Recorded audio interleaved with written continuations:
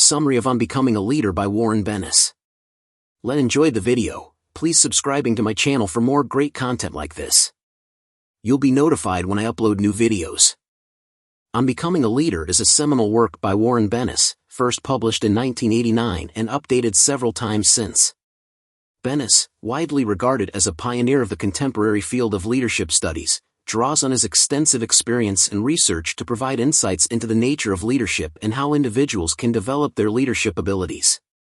Here's a detailed summary of the key concepts and ideas presented in the book. 1. The difference between leaders and managers. Bennis distinguishes between leaders and managers, arguing that leaders innovate, develop, inspire trust, and focus on people, while managers administer, maintain, control, and focus on systems and structure. 2. The importance of self-knowledge. Bennis emphasizes that effective leadership begins with understanding oneself, including one's strengths, weaknesses, and values. 3. Learning from experience. The book stresses the importance of reflecting on and learning from life experiences, both successes and failures. 4. The power of vision. Bennis argues that true leaders have a clear vision of what they want to achieve and can communicate this vision effectively to others. 5. Voice and purpose. Leaders must find their own voice and a sense of purpose that guides their actions and decisions. 6. Integrity and trust. The book emphasizes the crucial role of integrity in leadership and how it builds trust among followers. 7. Curiosity and daring. Bennis argues that effective leaders are curious about the world around them and are willing to take risks. 8. Embracing change. The book discusses how leaders must be comfortable with change and able to guide their organizations through periods of uncertainty. 9. The importance of continuous learning. Bennis stresses that leaders must be committed to lifelong learning and personal growth. 10. Empowering others. Effective leaders, according to Bennis, empower those around them, fostering growth and development in their followers. 11. Emotional intelligence. The book discusses the importance of emotional intelligence in leadership, including self-awareness, empathy, and social skills. 12. Adaptive capacity. Bennis introduces the concept of adaptive capacity, the ability to respond effectively to change, ambiguity, and complexity. 13. The leader as synthesizer. The book argues that leaders must be able to synthesize complex information and ideas into a coherent vision. 14. Creating meaning. Bennis discusses how leaders create meaning for their followers, helping them understand their role in the larger vision. 15. The importance of context. The book emphasizes that leadership is always exercised in a specific context, and leaders must be attuned to their environment. 16. Overcoming adversity. Bennis explores how leaders can use adversity as a growth opportunity and a means to develop resilience. 17. The role of mentors. The book discusses the importance of mentors in leadership development and how to seek out and learn from mentors. 18. Organizational culture.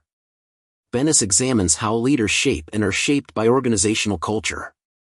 19. The ethical dimension of leadership. The book emphasizes the ethical responsibilities of leaders and the importance of moral leadership. 20. The future of leadership. Bennis speculates on how leadership might evolve in the future and the challenges leaders will face.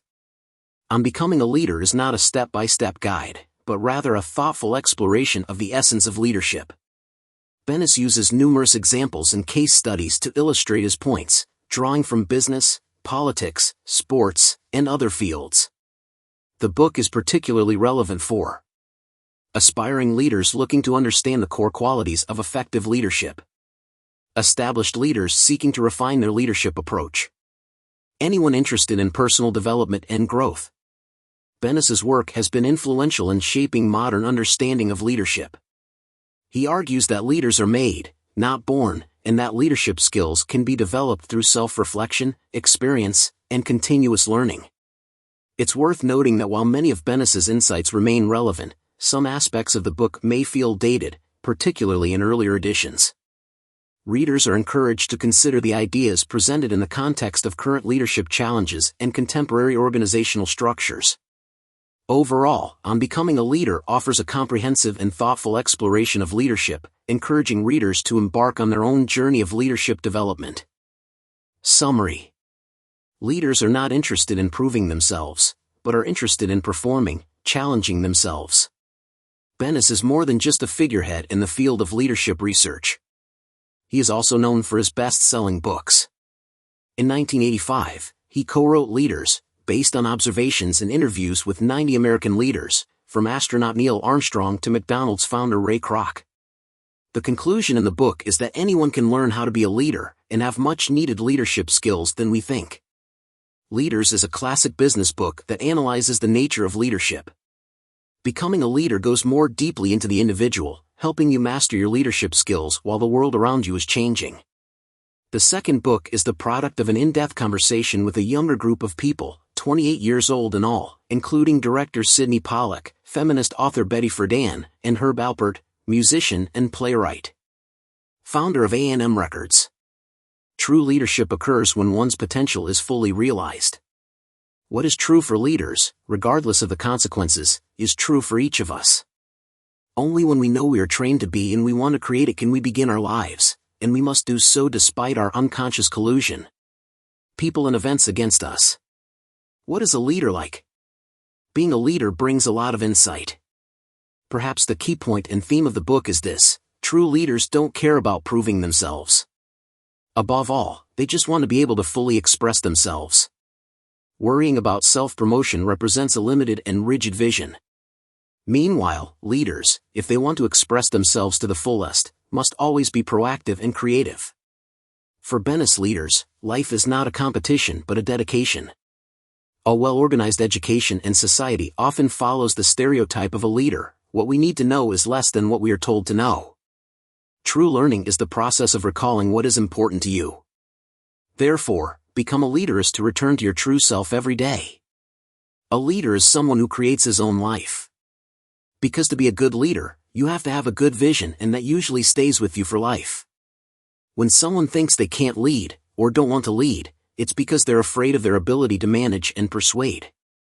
But leaders are as colorful and diverse as people, and the main difficulty lies not in whether you have to take responsibility or not, but how you get out of mediocrity and compulsion to truly master yourself. According to Bennis, being a leader requires constantly learning and constantly curious. Have a valid vision. First, leaders must appreciate their reality, what they believe is possible, and then consider the big things. Develop the ability to share that vision and inspire others to follow suit. Accept uncertainty and take bold risks. Integrity, knowing yourself, being honest, listening to criticism. Independent, unique, leaders learn from others, but not created by others. Always be creative, create something new. Sometimes you need to refresh yourself. Your abilities may be limited by genetics and environment, but leaders know how to work within that limit and create uniqueness. Take the time to think, which helps bring in answers and solutions. Strong faith in life. Keep a faith in what is best for yourself and for others. Enjoy small success every day. No need to wait years for big success. Accept your situation but don't give up. What was the last thing Bennis wanted to say? He believes that business life at the end of the 20th century is more about management than it is about leadership. People and organizations focus on small problems and short-term results. His message is, do not be passive before circumstances, space and time. You can view your situation as a basis for talent to flourish, or you can let circumstances enslave you. Often, we still think that it is always more convenient to be led on the road because we don't have to think too much. A person walking on the road on his own will have to face many challenges. But that person has a better chance of discovering and achieving greater success. To lead, you must be resilient to the judgments of others, to cultural traditions, and to age limits. You have to decide to live in this world but live beyond its preconceived notions. Leaders do not simply follow their own culture to live, but they also have to create new contexts, new things, new ways of doing and living. A few examples. Integrity, a relevant vision, the ability to take risks, and uncertainty are the definitions of leadership. Bennis cites TV show producer Norman Lear, who revolutionized American television with shows like All in the Family and Cagney and Lacey. For the first time, TV shows reflect real Americans, not cowboys, private detectives, or satirized families. Lear sees a world waiting to be revealed and revealed. Not only are his shows not cliché, but they are hugely successful year after year. When commenting on American presidents, Bennis assessed Johnson, Nixon, and Carter as people who were led by the hand and only knew how to run the country in a rigid way. Roosevelt, Truman, Eisenhower, and Kennedy were the opposite. These are presidents who have the ability to turn around and appreciate reality to create America's future.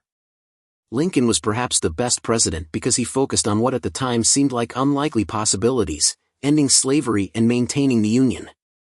World of leaders. Bennis believes that we desperately need leaders. He wrote the book Becoming a Leader at a time when American economic leaders are facing extremely difficult challenges.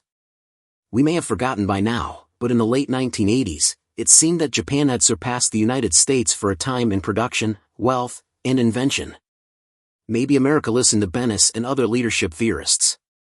Because the rise of the American economy was characterized by an obsession with innovation and quality, and the realization that companies move forward by helping their employees develop their full potential. Enough. It takes someone like Bennis to highlight the relationship between self-knowledge and business success. But this is recognized today. The new leadership is not content with having a job or running a company, but is driven to find their place in the world. Today, the only way many companies attract and retain great people is to bring in more than money or title. They give employees the chance to make history. For example, remember the motto of online retailer Amazon.com: work hard, play hard, change the world. Last words. Perhaps Bennis has contributed a lot to breaking the myth of leaders and heroes who are born with the ability to lead.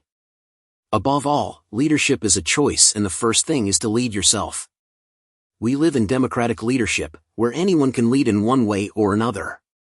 As more and more people understand leadership and are taught the need to develop their potential, it can be expected that competition will increase to a comical level. However, competition is the result of everyone trying to get the same thing, but everyone's vision is different. Being a leader is about affirming the strength and confidence that comes from being unique.